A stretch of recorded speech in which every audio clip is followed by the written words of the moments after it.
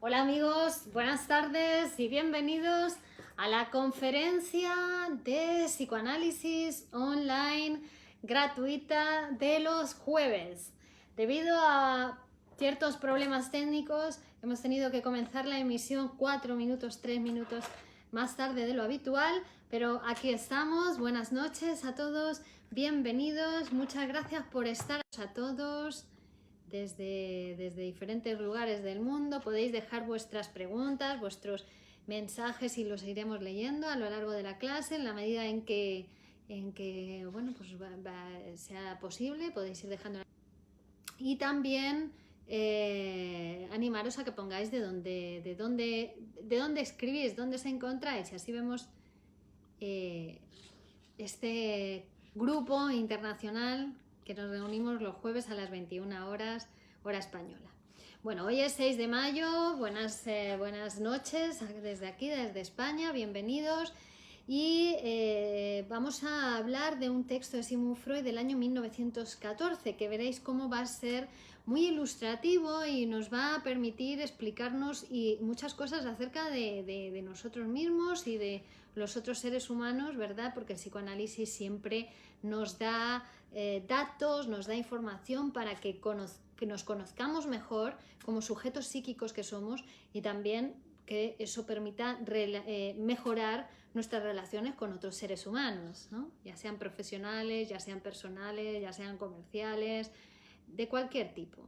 Entonces voy a abrir aquí para poder ir siguiendo vuestras preguntas mientras todos vosotros pues tomáis posiciones en este viaje de hoy, en este nuevo viaje que nos reúne hoy, que es el de el narcisismo. Bien, y buenas noches a todos. Ahora espero ver vuestros nombres, vuestros comentarios desde aquí. Rubidia, Erika, Marcos desde Argentina, Fernando desde México. A ver, ¿qué más? Bien. Bien. Aquí veo las preguntas. Muy bien. Manuel Díaz desde Madrid. Marcos, Fernando, Jennifer Parras desde México, Karina Pereira, Carlos Latorre. Muy bien. Bueno, pues vamos a dar comienzo entonces a la conferencia de hoy. El término narcisismo es un término que fue elegido, ¿no? Procede de la descripción clínica y fue elegido ya por Paul Neyck ya en 1899 para designar aquellos casos en los que un individuo tomaba como objeto sexual su propio cuerpo y lo contempla con agrado, lo acaricia, lo besa, hasta llegar a una completa satisfacción. Nos recuerda un poco a la mitología, ¿no? A Narciso, que se llamaba tanto que se ahogó mirando su imagen en el lago, ¿verdad? Bueno, en ese caso, el narcisismo, si está enfocado al amor a uno mismo, al acariciarlo, al besarlo y al llegar a la satisfacción sexual, lo podríamos incluir perfectamente dentro del campo de las perversiones. Pero la investigación psicoanalítica nos ha descubierto que hay rasgos de esta conducta narcisista en personas que no solamente son perversos, sino que también están aquejados de otras perturbaciones. Bueno, Sandner, antes del psicoanálisis, él había observado en los homosexuales su cierta conducta narcisista. Pero claro, también sabiendo que la homosexualidad forma parte de la constitución psíquica, que también hay unas tendencias homosexuales, pues también podemos llegar a pensar el narcisismo como parte también dentro de nuestra evolución sexual normal del individuo, del sujeto psíquico, ¿no? Es decir, que podríamos decir que en esa evolución psicosexual del sujeto, evolución libidinal, hay determinadas posiciones de la libido que son narcisistas, es decir, que quedan en el propio sujeto. Esto también, claro, habiendo observado que en la situación analítica hay determinados sujetos neuróticos ¿no? Que nos han hecho sospechar que en muchas ocasiones esa libido queda en el yo del sujeto. E incluso ciertas perturbaciones, que ahora vamos a hablar de ellas, que digamos que son más difícilmente accesibles para el tratamiento, precisamente porque son excesivamente narcisistas, ¿no? Porque están muy enfocados o muy detenidos en sí mismos y no les importa tanto el mundo exterior o los otros, y ni siquiera el tratamiento, ¿no? Entonces se hace más difícil a la influencia de cualquier tipo de tratamiento. Bueno, eso ya eran observaciones que nos muestran que estas conductas narcisistas no solamente se pueden dar en los sujetos neuróticos, sino también en las personas normales. En este sentido, narcisismo ya no sería una perversión, sino que sería el complemento libidinoso del egoísmo, que sería parte de la pulsión de conservación, la pulsión de supervivencia, ¿no? De autocuidado para la supervivencia. Entonces, en todo ser vivo, en cierta medida, hay cierto egoísmo, ¿no? Y el complemento libidinoso de ese egoísmo sería el narcisismo. Libidinoso quiere decir sexual. Recordemos que la libido es la energía sexual, la energía de la pulsión de vida, puro eros.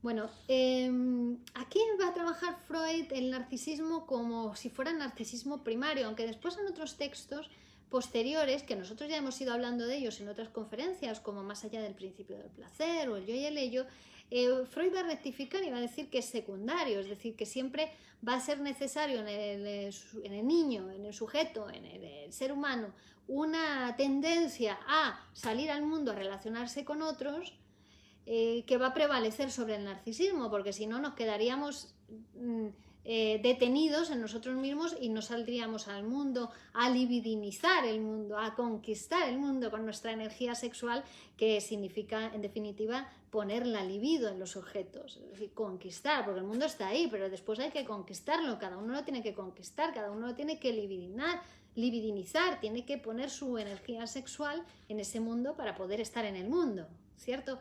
Bueno, pues eso va a ser necesario para cualquier ser humano, para cualquier sujeto, para crecer, para relacionarse con los demás, puesto que somos seres que solos no podemos nada, necesitamos de otros. Pero hay determinadas afecciones psíquicas, como son la demencia precoz, que llamaba Kraepelin, o que es la esquizofrenia, que llamaba Bleuer y que Freud va a llamar parafrenia, ¿no? Que muestran precisamente dos características principales, que tienen delirio de grandeza y falta de interés por el mundo exterior, tanto personas como cosas. Es decir, que se caracterizan precisamente porque no ponen su energía psicosexual en el mundo, sino porque pasan del mundo, ¿no? Esta última circunstancia, como decíamos, les hace más difícil al influjo del tratamiento.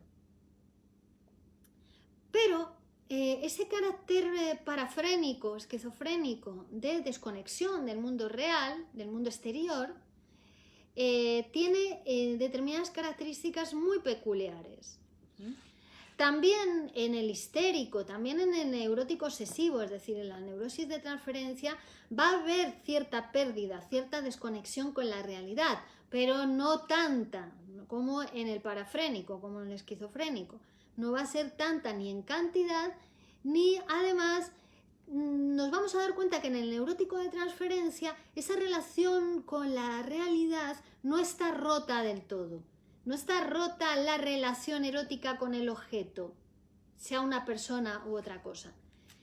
La característica en la neurosis de transferencia es que el objeto con el que se relaciona el neurótico no es un objeto real exterior, sino que se relaciona con un objeto de su fantasía en el neurótico, un objeto imaginario, ¿vale? Es decir, frente a la frustración, a la hora o la dificultad en la relación con ese objeto de la realidad, ¿qué hace el neurótico? El neurótico hace una introversión de la libido, es decir, va a poner su energía sexual con un objeto fantaseado. Es el objeto exterior, pero ahora fantaseado. Le atribuye esas características del objeto exterior. Por eso decimos que la neurosis de transferencia tipo histeria, neurosis obsesiva, fobia, sigue habiendo objeto. No se ha perdido la relación con el objeto, pero no es un objeto exterior real, sino que es un objeto de la fantasía. Y también, además, ha renunciado a actos motores en la realidad para alcanzar ese objeto, porque le da igual, ya no necesita, como lo tiene en su fantasía, se relaciona con él todo el tiempo. ¿Vale?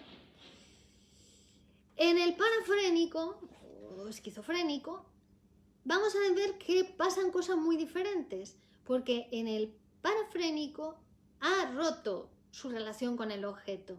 Es decir, ha retirado su libido, su energía sexual, la ha retirado de los objetos del mundo exterior, sea personas o sea cosas, ¿no? Pero no las ha sustituido por objetos de su fantasía. En el parafrénico sucede otra cosa, y es que esa energía sexual, esa libido, la ha dirigido hacia su propio yo, ¿vale? No hacia objetos fantaseados, sino hacia su propio yo. Cuando aparecen objetos fantaseados es porque el parafrénico, el esquizofrénico, ya está haciendo una vuelta a esa libido, ya está haciendo un intento de restablecimiento, un intento de curación, y entonces ha ligado la libido a objetos de la fantasía, pero sería como una vuelta de la enfermedad, ya un intento de restitución, porque lo que sucede en el esquizofrénico es que rompe la relación con el objeto y esa libido ahora la dirige hacia su propio yo, es decir, es una posición totalmente narcisista. ¿Vale? De ahí esa megalomanía característica de los estados esquizofrénicos, parafrénicos, ¿no? Puesto que se ha constituido a costa de esa libido objetal, es decir, la libido que tendría que estar en el mundo de los objetos ha recubierto el propio yo del sujeto. Entonces, es un yo agrandado, ¿no? Y es megalomaníaco el sujeto, lo puede todo. Es el más grande, pero porque su yo está agrandado con esa energía que tendría que estar en el mundo. La libido sustraída al mundo exterior ha sido aportada al yo, surgiendo así ese estado que podemos decir narcisista. Pero esa megalomanía que vemos tan claramente en el parafrénico no es algo nuevo para el sujeto, al contrario. Ese estado ya venía existiendo en el sujeto. Ese estado ya partía de un estado infantil en el que el niño es narcisista, y ahora vamos a hablar de él.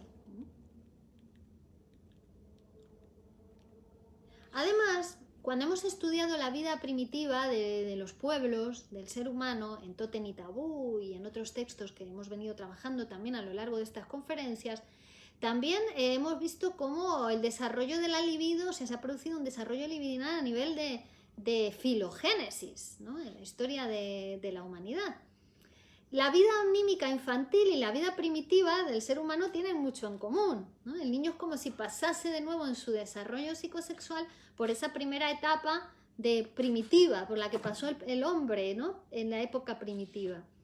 Y efectivamente en ambas etapas lo que se muestra son rasgos aislados de megalomanía en el niño o en el hombre primitivo, ¿no? Hay una hiperestimación del poder de sus deseos y de sus actos mentales. El primitivo pensaba que si deseaba el mal a alguien, ¿no?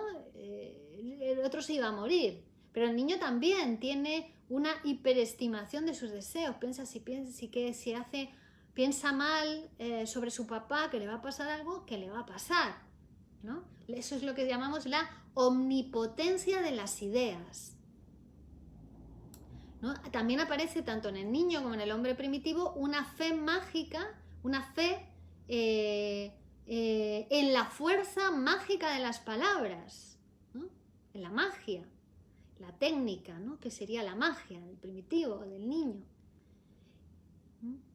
Bueno, pues eso se muestra, digamos, como una premisa después para las ideas megalomaníacas, ¿no? Uno pensando no sé qué, eso se va a producir en la realidad, sin trabajo, solo con pensarlo,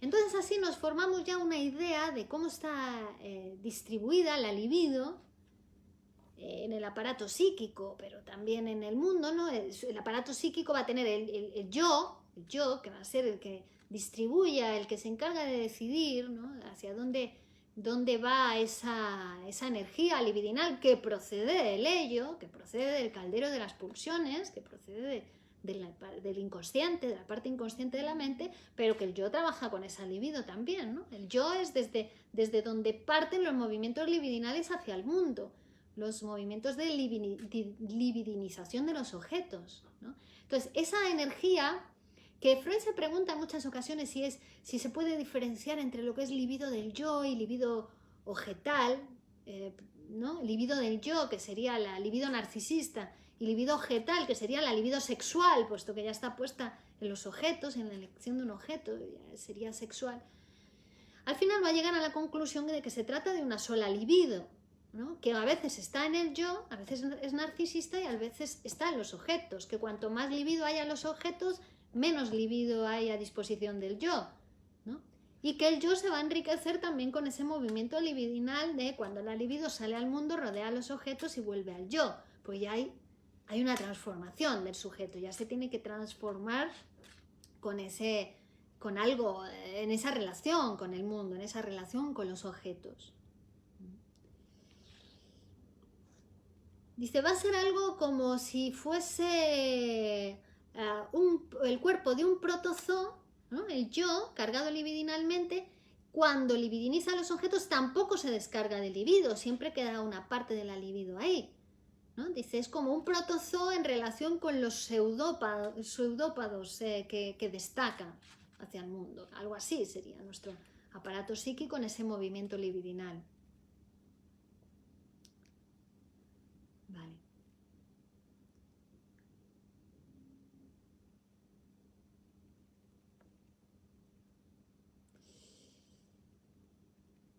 Entonces surgen ahora, muy interesante esta idea que os quiero contar, ¿no?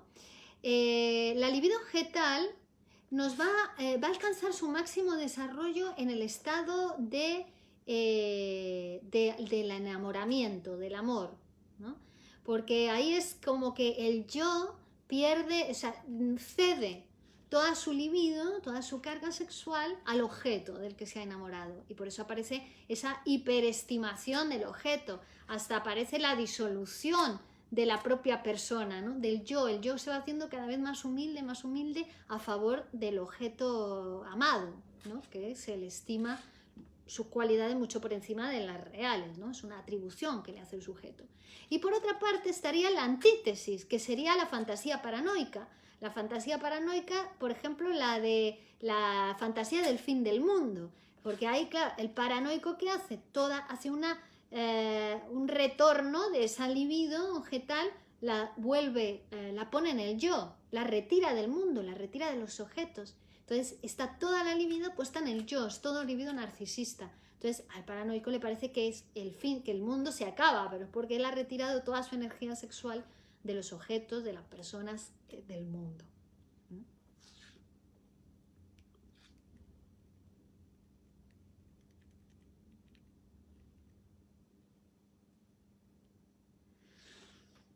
Bueno, una cosa es el autoerotismo y otra cosa sería el narcisismo.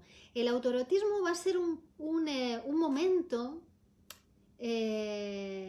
también del desarrollo de la libido, ¿no? De la evolución psicosexual del sujeto. El niño en principio su forma de gozar es autoerótica, no existe objeto, no hay objeto exterior, ¿no? Todavía no, el niño nace, no hay nada en su psiquismo, lo va a tener que construir todo. No está formado su aparato psíquico, va a tener que formarse. Entonces el niño va a nacer con sus pulsiones, obviamente, con las pulsiones de vida, pulsión de vida que va a tender a la autoconservación por una parte, y que también de la pulsión de vida se va a derivar después la pulsión sexual. Es decir, que va a necesitar vincularse a otros para sobrevivir. egoístamente, porque al principio el niño tampoco es que ame a nadie, ¿no? Sino que va amando a esas personas pues, que le alimenta, que lo cuida, que asegura su supervivencia, y en principio esa persona va a ser la madre y después va a aparecer el padre, y al padre también lo va a amar de manera egoísta, ¿no? Lo va a odiar porque le separa de la madre, pero también lo va a amar porque el padre lo protege, le cuida, cubre sus necesidades, ¿no? Pero al principio el niño, entonces decíamos, es autoerótico, está en un goce autoerótico, se basta a sí mismo, ¿no? Se chupa el dedo y ahí obtiene la satisfacción, ¿no? Su goce se va a fundamentar precisamente en esas zonas que sirven también para la satisfacción de las necesidades básicas de autoconservación, la boca, el ano, ¿no? Ahí sobre todo la boca, ¿no? Empieza siendo esa fuente para el goce autoerótico. Después se va a tener que ir desprendiendo de cargas de libido para libidinizar, para empezar a amar a esos objetos, a esos primeros objetos amorosos, madre y padre, y otros, ¿no? En la medida en que le van ayudando a satisfacer sus necesidades. Pero para constituir el narcisismo ya va a ser posterior. El narcisismo ya implica una constitución del yo, y eso al principio no está. Para que se constituya el yo, ya el niño va a tener que estar en relación con la realidad, con el mundo exterior. El yo se constituye a base de identificaciones, también con los objetos, que es la primera manera en que nos vinculamos a otros seres humanos, a otros semejantes, es a través de la identificación. Entonces ya ahí se va constituyendo el yo, y ahí se va produciendo también el narcisismo, que va a ser digamos, un paso intermedio entre el autoerotismo y la relación de objeto, la carga libidinal de los objetos. Un paso intermedio sería el narcisismo, es decir, la libidinización del propio yo.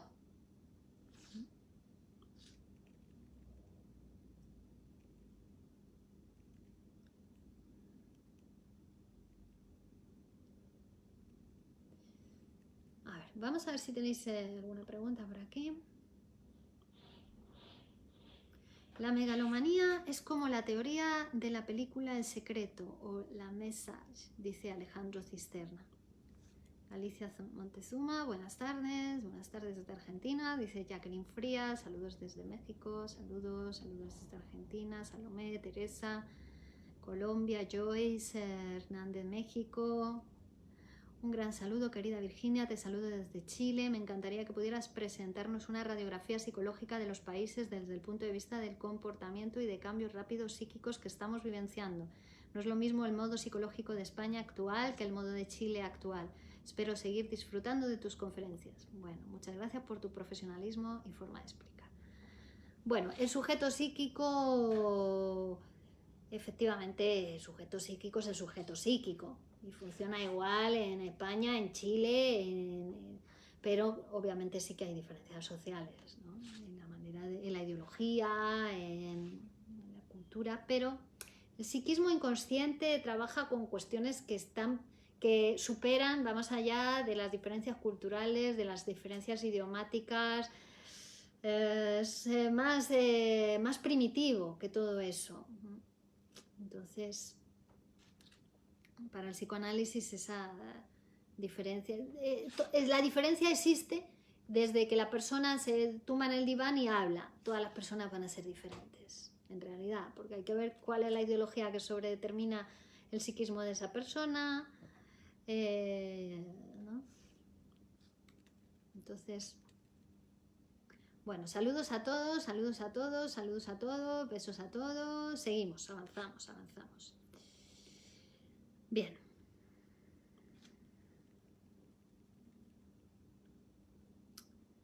Aquí Freud como está trabajando esa cuestión de la división de si son dos libidos o es una libido, pues va a desarrollar toda esta temática. Pero bueno, ya avanzamos que es una sola libido, ¿no? Claro, es interesante porque dice, el sujeto psíquico lo que sí que va a tener que trabajar es, por una parte, para la supervivencia, la conservación personal, que siempre va a ser narcisista, pero por otra parte un sujeto psíquico también es el eslabón de una cadena, también necesita de los otros y también hay una parte digamos que es el portador de una sustancia que le va a sobrevivir, que son las sustancias germinativas que van a continuar la procreación de otras vidas, ¿no? O sea, que formamos parte de la cadena de la especie humana, ¿no? Que requiere de esas células germinativas, podríamos decir inmortales, bueno, nosotros somos mortales, pero la especie va a seguir sobreviviendo. Pero por otra parte también el sujeto psíquico va a estar en la cadena social, en la cadena de relación con otros sujetos a los que necesita para vivir, ¿no?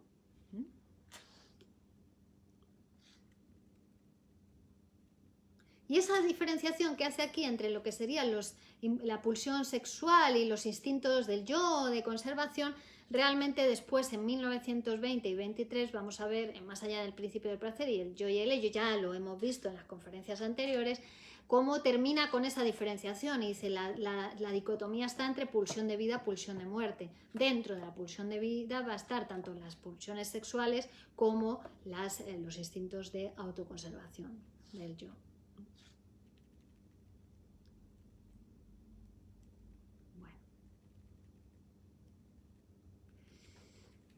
Vamos a... claro, porque seguimos estudiando el narcisismo. Hola, Sergio Macues, buenas noches. Sergio, que escribe desde Bilbao. Muy bien, muy bien. Bueno, el estudio entonces del narcisismo nos va a llevar a tropezar con algunas dificultades. Precisamente algunas de las más difíciles es el tratamiento de la parafrenia, el tratamiento de la esquizofrenia, que además estamos haciendo un curso los martes sobre psicosis, esquizofrenia, con lo cual también vamos a ver cómo se van relacionando los temas, ¿no?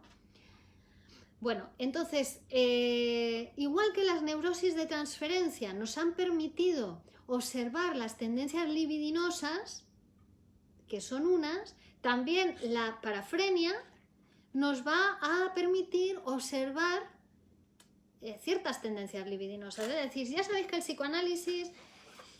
Lo que le interesa al psicoanálisis es el funcionamiento normal del aparato psíquico, pero estudiando las patologías, las enfermedades, nos damos cuenta, es como una lupa de aumento para ver cómo funcionan las cosas en el aparato psíquico, porque en realidad no son mecanismos distintos, no es que esté nada estropeado, sino que hay algo que está cuantitativamente intensificado, como si estuviera amplificado, ¿no? Entonces nos lo muestra como un zoom en lo que está pasando en esa estructura, en ese posicionamiento psíquico, ¿no? Son deformaciones de lo normal. Lo patológico son deformaciones o amplificaciones de lo normal. Entonces, estas enfermedades, la parafrenia, la esquizofrenia, nos permite ver esta cuestión del narcisismo, cómo funciona en nosotros. Y no solo eso, sino que también si observamos la enfermedad orgánica, es decir, del cuerpo, cuando uno se enferma del cuerpo, de algún órgano.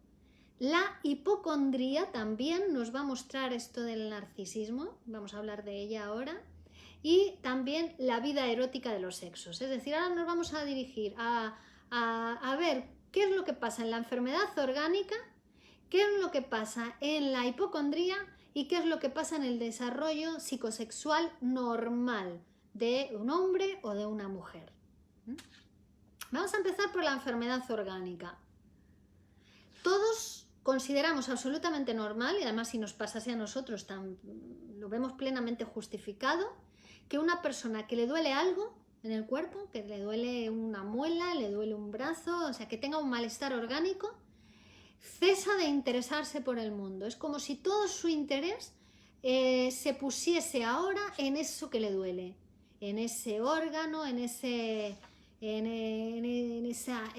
hueco del molar que le duele, ¿no? Toda su relación psíquica, todo su interés, toda su sexualidad, podemos decir, está puesta ahí, toda su energía psíquica.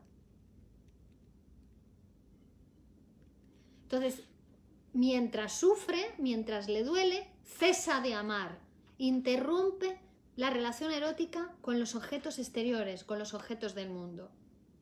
Entonces, ahí vamos a decir que ese sujeto, el sujeto, retrae a su yo sus cargas de libido. ¿Para qué? para destacarlas de nuevo hacia la curación. Es decir, es como si pusiese todo su amor, toda su sexualidad en ese órgano para curarlo, para ayudarlo a que se cure. Retrae esa libido de los objetos y la dirige hacia su yo, ¿no? Dice, concentrándose está su alma, dice Wilhelm Busch, el poeta, con dolor de muelas, en el estrecho hoyo del molar.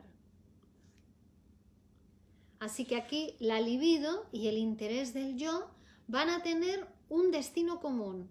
Es decir, vuelven a hacerse indiferenciables. Es como si esa libido que se hace diferenciable, se hace manifiesta cuando está en los objetos, cuando la ponemos en los objetos, vuelve al yo del sujeto, entonces ya no se diferencia de la libido del yo, es la misma libido. Es libido, podríamos decir, libido narcisista y además estancada, ¿no? Queda ahí estancada en el yo. Todo su interés, no le interesa nada más que su dolor.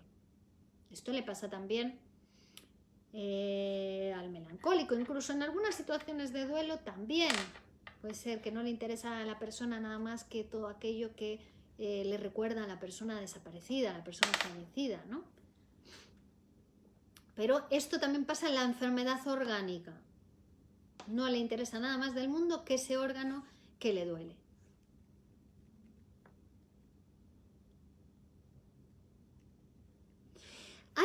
Algo parecido sucede en los sueños. Los sueños son una situación totalmente egoísta, ¿no? ¿Qué hacemos cuando dormimos? Nos desconectamos del mundo. Cerramos toda posibilidad de estimulación exterior. En realidad el sueño es un guardián del reposo. El interés del yo cuando dormimos es simplemente reposar, dormir, descansar, y el sueño como producto del inconsciente va a ser un medio de que ese sujeto pueda descansar. Es decir, esa energía procedente del inconsciente que siempre está funcionando de día, de noche, para que no se despierte el sujeto debido a esa energía, con esa energía se hace un sueño. Se construye un sueño para que el sujeto pueda seguir durmiendo. Y esa realización del deseo se hace alucinatoriamente, en forma de sueño. Bueno, pues eso significa también que es una retracción narcisista de la posición de la libido. Toda la libido que está puesta en el mundo exterior vuelve hacia la propia persona, ¿no? Con el deseo único y exclusivo de dormir. Quizás el egoísmo de los sueños tiene que ver con eso. También el egoísmo en cuanto al contenido del sueño, porque todos los personajes que aparecen en el sueño son el sujeto, son el soñante. ¿Vale? En ambos casos, tanto en la enfermedad orgánica como en el sueño, vamos a ver que se produce una distribución de la libido consecutiva a la modificación del yo del sujeto. Se modifica el yo y se produce una distribución de la libido de acuerdo con esa modificación. Vamos a hablar ahora de otro caso, que es la hipocondría. Hemos visto la enfermedad orgánica, vamos a ver la hipocondría, porque la hipocondría es una enfermedad que la incluimos dentro de lo que serían las neurosis actuales. Se diferencian de las neurosis de transferencia, que ya hemos dicho que son la neurosis obsesiva, la histeria, la fobia. La neurosis de transferencia tienen que ver con la sexualidad infantil, tienen su génesis, su producción, su origen en la sexualidad infantil del sujeto. En las neurosis de transferencia, dentro de la cual se encuentra la hipocondría, no tiene que ver con la sexualidad infantil del sujeto, no nacieron a consecuencia de la sexualidad infantil del sujeto, sino tiene que ver con la sexualidad actual del sujeto, las neurosis actuales, y ahí está la hipocondría. La hipocondría se va a manifestar como una enfermedad orgánica, o sea, la persona es como que tiene sensaciones somáticas penosas o dolorosas, pero la diferencia está en que el órgano no está dañado, en que cuando uno va al médico, el médico le dice, no, si usted está bien, no tiene nada, le hace todo tipo de pruebas médicas y no encuentra un apoyo material, ¿no? Una modificación sustancial del órgano que confirme ese dolor que siente la persona. Sin embargo, el hipocondríaco siente el dolor, ¿vale? Estas personas hipocondríacas generalmente se encuentran con la dificultad que cuando van al médico, van al hospital, Los médicos acaban diciendo, qué pesado, si no tiene nada, ¿por qué vuelve? ¿No? Y van una y otra vez y siempre la respuesta es la misma, usted no tiene nada, usted no está enfermo, pero sí está enfermo, ¿no? Está enfermo de hipocondría, que es un miedo a estar enfermo, ¿de acuerdo? Es una enfermedad psíquica, mental. Bueno, y también coincide con la enfermedad orgánica en la distribución que se hace de la libido, porque el hipocondríaco también, como al enfermo orgánico, le interesa el mundo más bien poco, es decir, toda su libido, la retrae, su energía sexual la retrae del mundo, ¿vale? Y la concentra sobre el órgano que le preocupa, ¿no? Si tiene miedo a padecer un cáncer, o tiene miedo ¿no? que el estómago, a estar enfermo del estómago, tiene miedo a... ¿no? Toda su energía sexual, su libido ahora la va a poner en ese órgano.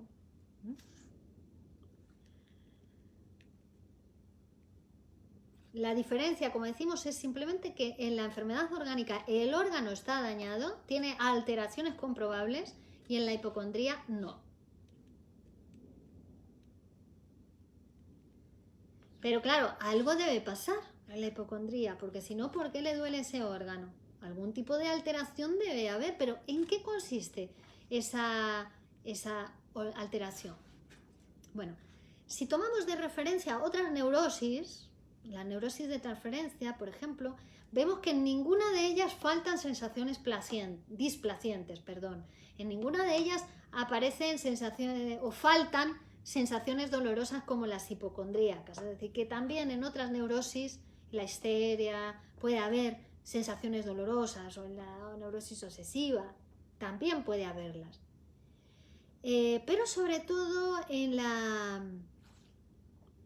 histeria vemos que, o en la neurosis de angustia con superestructura de histeria, también hay una mezcla, ¿no? Aparece una cuestión libidinal con ciertos órganos. En la histeria, por ejemplo, se ve, ¿no? Cómo se puede paralizar una pierna, cómo se puede paralizar un brazo, o dejar de sentir, o al revés, tener sensaciones permanentemente en un órgano. ¿Vale? Y ahí vemos, viendo ese tipo de patologías, nos damos cuenta cómo en el ser humano puede pasar una cosa, y es lo que llamamos la erogenización de un órgano. Es decir, que cualquier órgano de nuestro cuerpo se puede erogenizar y funcionar como lo haría el órgano genital, es decir, ponerse rígido, entumecerse, mandar esas sensaciones de tensión, de excitación al aparato psíquico, que generalmente tendría que ser el órgano genital el que lo hiciese. Bueno, pero puede desplazarse esa erogenización hacia cualquier otro órgano corporal. Cualquier órgano de nuestro cuerpo tiene esa capacidad para ser un órgano erógeno, para erogenizarse. Y claro, también un órgano genital, cuando está en plena excitación, y si esa excitación continuase permanentemente, también le resultaría doloroso, porque esa tensión, acordaos que es el displacer aumenta cuando aumenta la tensión del aparato psíquico y no hay energía, no hay descarga de la energía, perdón. Entonces aumenta la tensión, no hay descarga, y entonces eso al sujeto le puede llegar a resultar displacentero, doloroso. Necesita descargar, ¿no? para que aparezca el placer. Veamos el ejemplo más claro en el orgasmo, ¿no? Y ahí es en el acto de la descarga de energía, de la vuelta a un nivel de tensión, un nivel de excitación menor, donde se alcanza el placer.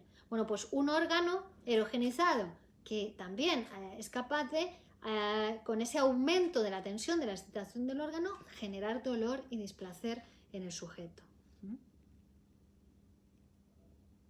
Aparecer hinchado, congestionado, húmedo y ser la sede de múltiples sensaciones.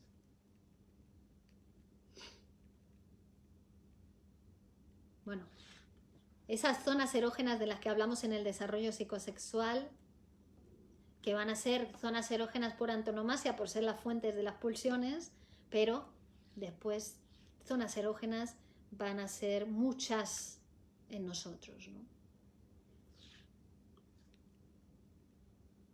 Bueno, pues esto es lo que le pasa al hipocondríaco. Se ha erogenizado un órgano.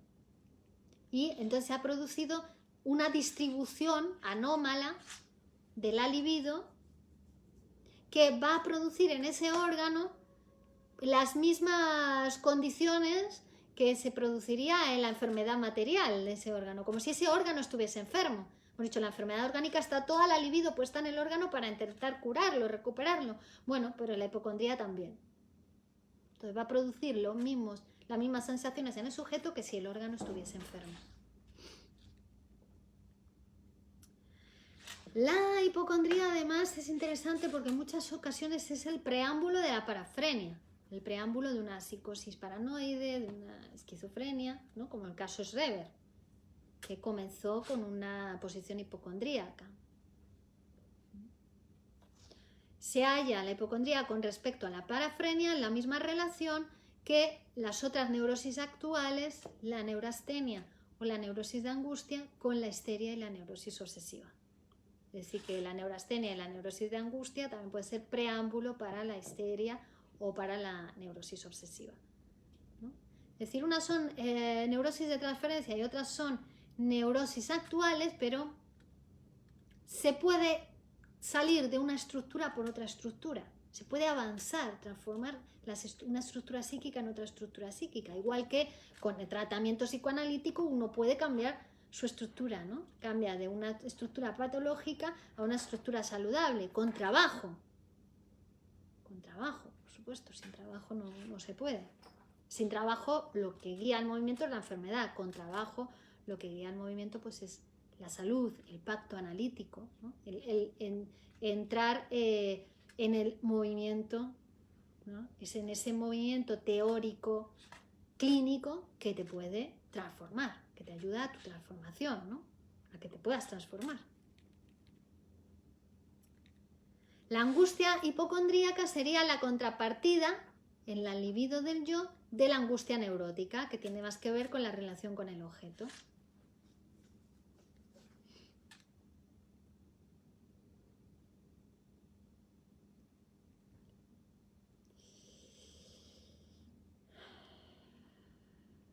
Bueno, ¿por qué el estancamiento de la libido resulta displacentero? Pues porque la libido está para moverse, la libido está para salir del yo, volver a los objetos, rodear a los objetos y volver al yo, para que haya movimiento libidinal.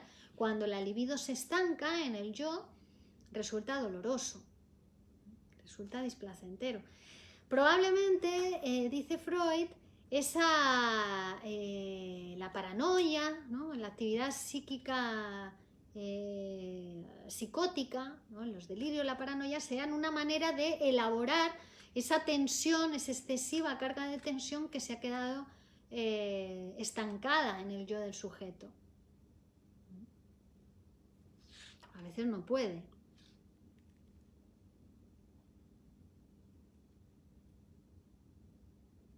Es decir, que es obligatorio para la vida psíquica, está obligada a traspasar las fronteras del yo, las fronteras del narcisismo e investir a los objetos con la libido. Es parte del movimiento psíquico, de la vida psíquica. Cuando uno tiene un intenso egoísmo, bueno, pues ahí puede enfermarse. El exceso de narcisismo te enferma, ¿vale?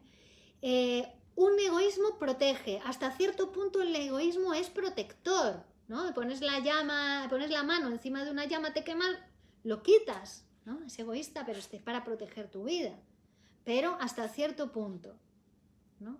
Hemos de comenzar a amar para no enfermar y enfermamos en cuanto una frustración nos impide amar, es decir, cuando uno retrae toda su libido de nuevo al yo porque se ha frustrado con el mundo, no le gusta el mundo y entonces se lleva otra vez toda la libido hacia su yo, pues ahí también se enferma, ¿no?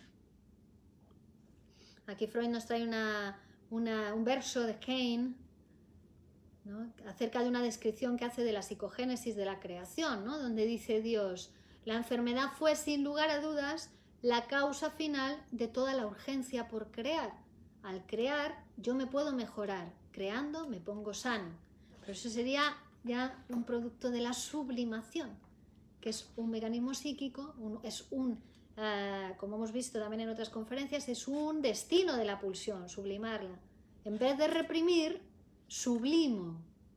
Con esa misma energía psíquica, con esa misma libido, hago algo, desplazo el fin, en vez del fin prohibido o no permitido, realizo algo que está permitido y además valorado en lo social.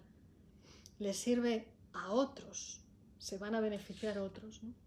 Pero así uno se pone sano, sublimando. El psicoanálisis también abre esa puerta para la capacidad de sublimar. Sublimar, que es trabajar, cantar, bailar, escribir, pintar, todo eso, ¿no?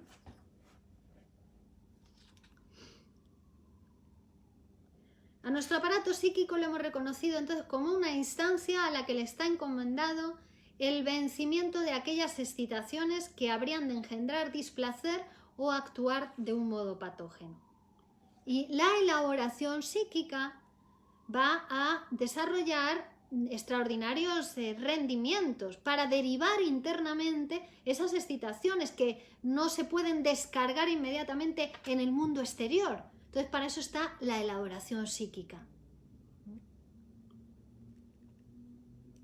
Y para la elaboración psíquica, en principio, es igual que esa libido se satisfaga en el mundo exterior que se satisfaga mediante objetos imaginarios. Da igual, para el psiquismo vale lo mismo. Para la realidad no, obviamente, ¿no?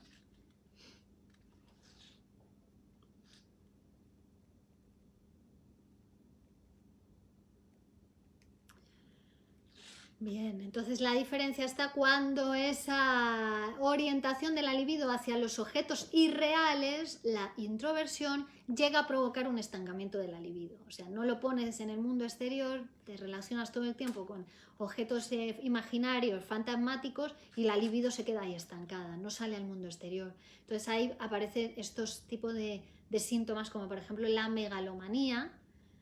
Claro que lo que comentábamos, a la parafrenia le permite una especie de elaboración interna, retraída de esa energía que se ha quedado en el yo, de esa libido, pero que solamente cuando fracasa, es decir, no da más, no da de sí al hacer eso, no puede elaborar más, entonces es cuando se hace patógeno ese estancamiento de la libido y provoca el proceso de curación o el intento de curación que supone la enfermedad, porque ya la enfermedad es un intento de resolución del conflicto.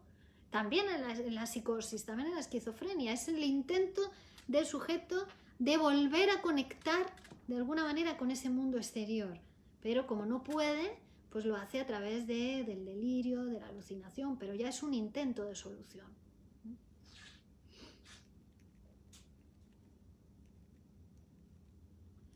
En el mecanismo de la parafrenia, la libido, que ha quedado libre por la frustración, es decir, que no ha podido encadenarse a los objetos, no permanece fijada a objetos de la fantasía. Hemos dicho que eso pasaba en la neurosis, en la esquizofrenia no, sino que se retrotrae al yo. Aparece la megalomanía, como hemos dicho, como esa libido aumentada.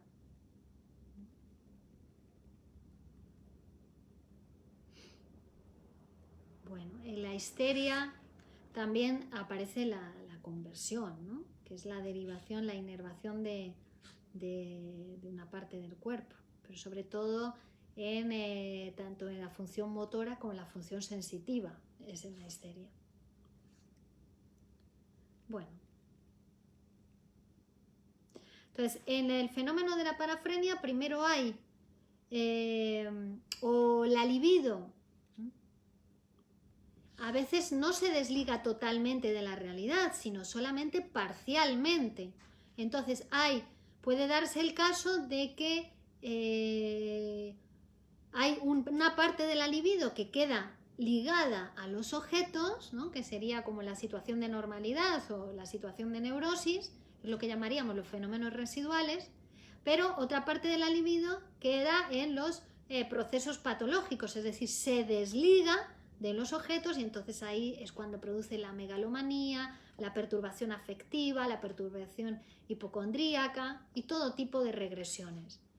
Y luego Tercero estarían los procesos libidinales que tratan de restituir, es decir, ligar nuevamente la libido a los objetos, a la manera de una histeria, ¿no? O a la manera de una neurosis obsesiva. Por eso a veces estas parafrenias o hipocondrías también pueden salir, y sobre todo en tratamiento lo vemos, ¿no? Como vuelven en su camino hacia la normalidad o hacia el estado de salud, van saliendo por una neurosis obsesiva o por una histeria. Bueno, y por último, vamos a hablar de la vida erótica humana, también para ver cómo funciona esta cuestión del narcisismo. La vida erótica humana con sus diferentes variantes en el hombre o en la mujer, ¿no? Nos permite ver también esa aproximación que estamos haciendo al estudio del narcisismo. Bueno, hemos visto que en el niño las primeras satisfacciones son autoeróticas y tienen que ver con esas funciones vitales de conservación de la vida. Los instintos sexuales se apoyan al principio en la satisfacción de esas necesidades del yo, la alimentación, la excreción, etc. Y precisamente esas personas que están encomendadas a darles esos cuidados básicos van a ser sus primeros objetos amorosos, sus primeros objetos sexuales. Esto nos lleva tanto madre, padre, como lo que son sus subrogados, es decir, aquellos que ocupan esa posición en la vida del niño. Esto nos lleva, Freud nos lleva de la mano a comprender cómo se produce la elección de objeto amoroso en los seres humanos, ¿no? Y dice, va a haber dos formas. La primera de ellas es si elijo al objeto amoroso de acuerdo con esas personas que me cuidaron, con esos primeros objetos que fueron los que satisfacieron las necesidades básicas y de supervivencia, que fueron madre y padre. Bueno, si eliges al objeto amoroso en función de que se parezca a tu papá, se parezca a tu mamá, eso se llama elección de objeto del tipo de apoyo o anaclítico. Y luego un segundo tipo es cuando se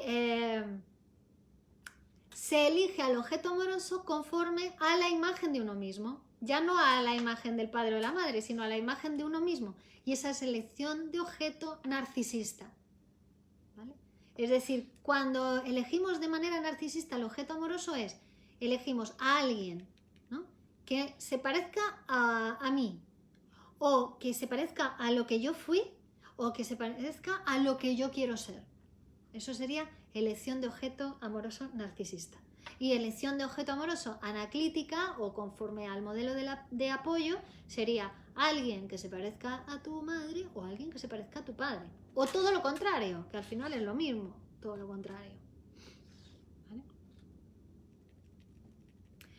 Y más que decir que una persona va a elegir de acuerdo al modelo narcisista o al modelo anaclítico, vamos a decir que son dos formas de elegir objeto, que están abiertas, o sea, que son dos caminos que se nos abren a todo el mundo a la hora de elegir objeto, ¿vale? Pudiendo preferir unas personas uno u otros.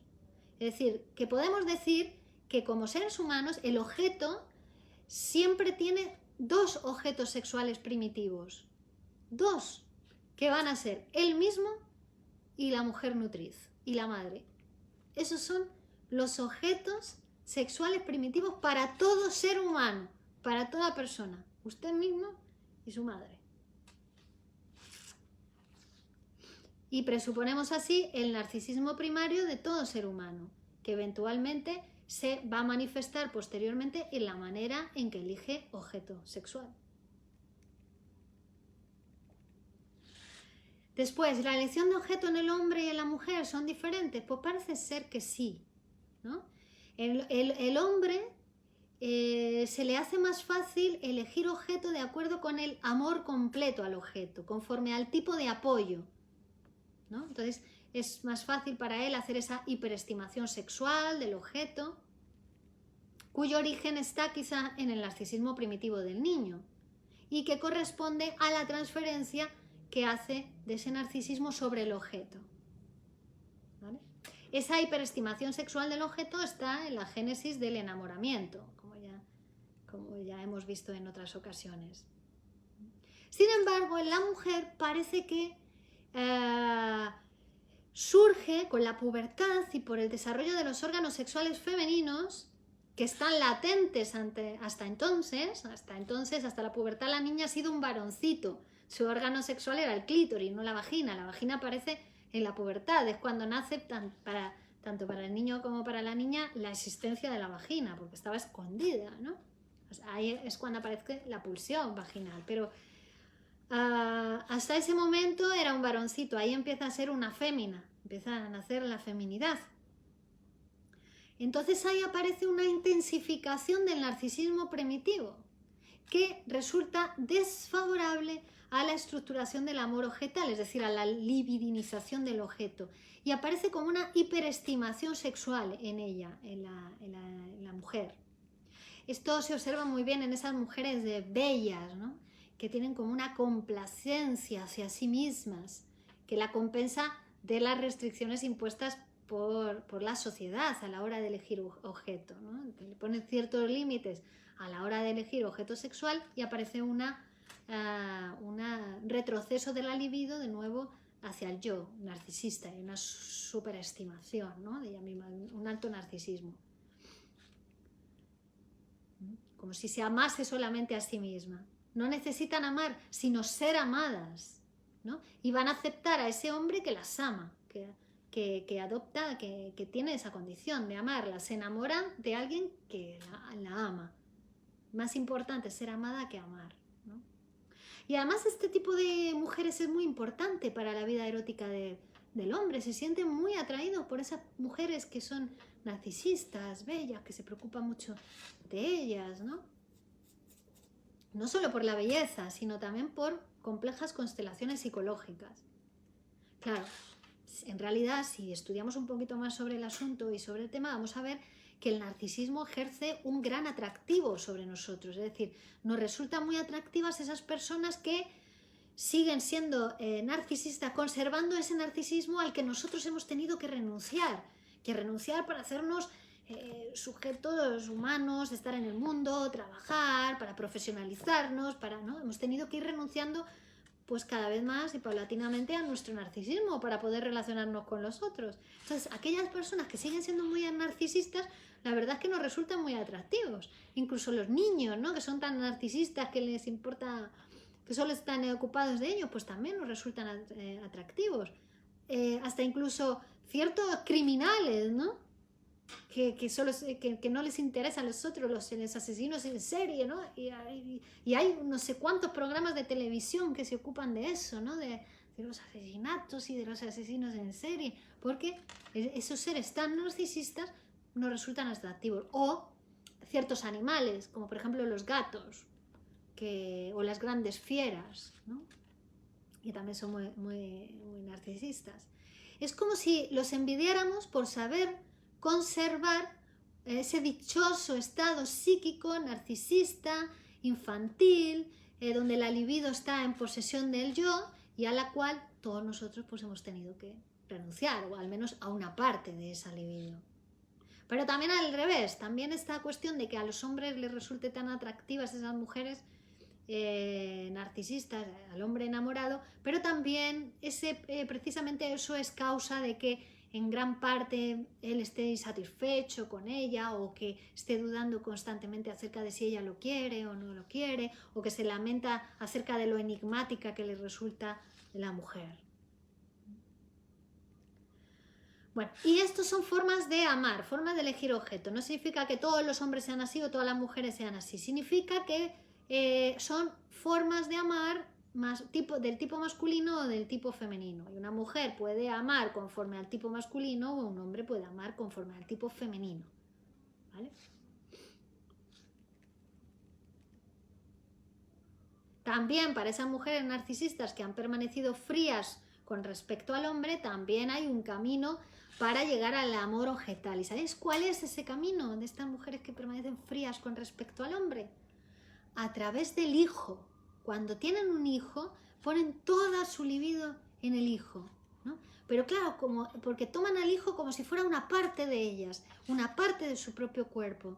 Entonces, al final es una posición narcisista, no abandonan el narcisismo, ¿no?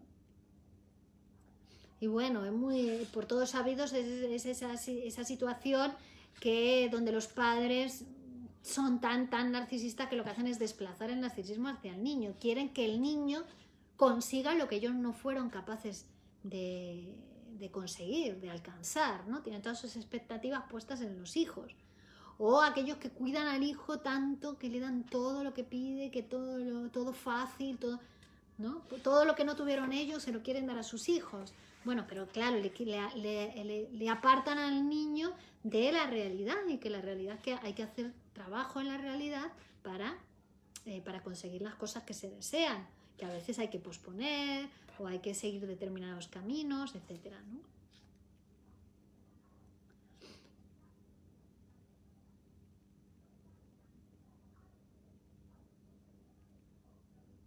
Bueno, y vamos a dejar aquí por hoy porque este tema es muy amplio y vamos a seguir la próxima conferencia del jueves que viene.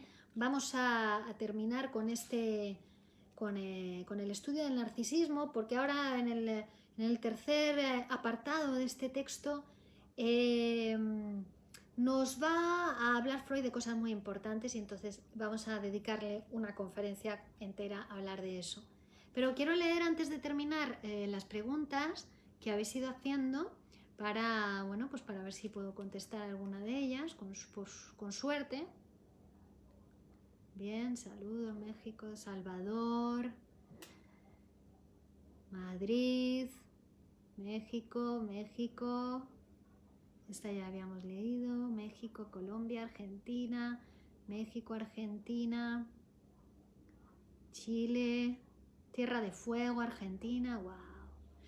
Karina dice, la descripción del niño autoerótico describe a muchos adultos perfectamente, y si parece que no quieren a nadie, solo se sirven de los demás. Exactamente. Vemos a adultos que son narcisistas, más que, ¿no? Y autoeróticos, bueno, que a sí mismos se bastan, ¿no? Pero claro, acaban acabando en la locura porque no se puede. Lo que tú dices además es esos que utilizan a las personas, ¿no?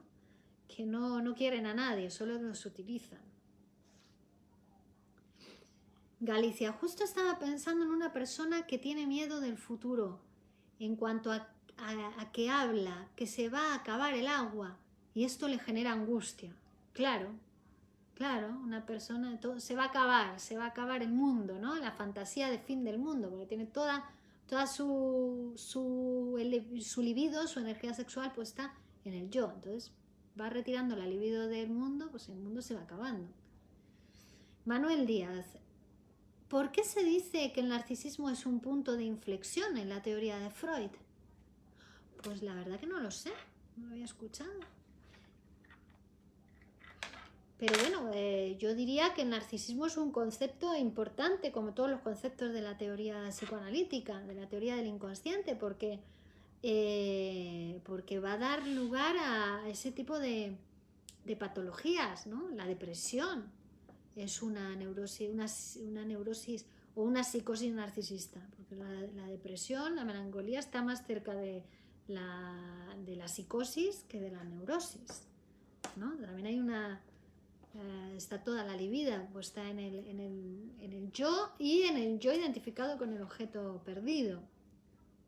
Y luego todas las psicosis, la teoría de la libido, ¿no? O sea, la teoría del inconsciente, el concepto de narcisismo. El concepto de narcisismo ocupa un lugar importante dentro de lo que es ese marco teórico que es el psicoanálisis, la teoría del inconsciente, donde los conceptos se relacionan unos con otros y todo está sobredeterminado por el concepto de inconsciente, toda esa estructura teórica, psíquico-teórica, que después vamos con ella a la práctica clínica y somos capaces de transformar a un sujeto en análisis, ¿no? Palmira Valle, saludos, ¿vale? Saludos desde Sinaloa, México. Wasabe, Arnold Deina. Sergio, a ver si hay más preguntas. ¿Lo vas a subir a YouTube? Sí, claro, inmediatamente. En unos instantes, 1 hora, 2 horas, lo vais a tener en el canal de YouTube, porque recordad que todas las conferencias de los jueves y todas las clases del curso de los martes son en directo a través de Facebook Live. Podéis participar, hacer vuestras preguntas, y además una cosa os quería decir, y es que si queréis que os lleguen las notificaciones de cada vez que hacemos emisión en directo, que os llegue el aviso a vuestro móvil, a vuestro ordenador, ¿no? Como que estamos realizando una conferencia o un vídeo en directo, tenéis que dar a una campanita que os aparece durante las emisiones en directo. Os suscribís dando a esas alertas, a la campanita, y entonces cada vez que emitimos os llega un aviso. Y luego todos los vídeos se suben al canal de YouTube para que lo podáis ver en diferido cuando vosotros queráis, cuando tengáis los horarios que mejor se ajusten a vuestras necesidades. En las listas de reproducción están todos los cursos que hemos ido haciendo y todas las conferencias organizados en las listas de reproducción, ¿vale? Y estas la tenéis en un apartado que se llama Conferencias de Psicoanálisis.